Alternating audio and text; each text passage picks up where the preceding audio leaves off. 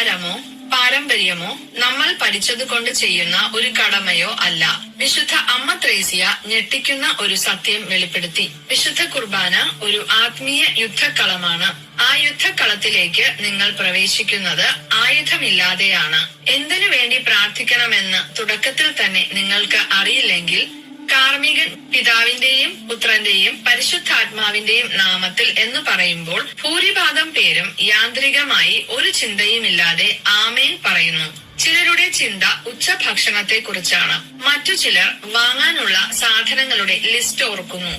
പലരും ഇത് വേഗം തീർന്ന് വീട്ടിൽ പോകാൻ ആഗ്രഹിക്കുന്നു. എന്നാൽ ആ നിമിഷം സ്വർഗം തുറന്നിരിക്കുകയാണ്. ദൈവകൃപ വാതിൽക്കൽ മുട്ടുകയാണ്. പക്ഷെ ആരും അത് ചോദിച്ചു വാങ്ങുന്നില്ല.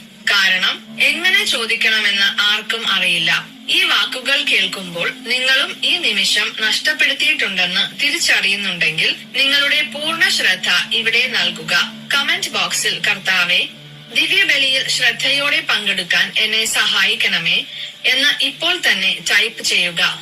നിങ്ങളുടെ ആഗ്രഹം ദൈവം കാണട്ടെ. വിശുദ്ധ അമ്മ ത്രേസ്യ ഒരു സംഭവം വിവരിക്കുന്നുണ്ട്. എല്ലാ ഞായറാഴ്ചയും മുടങ്ങാതെ പള്ളി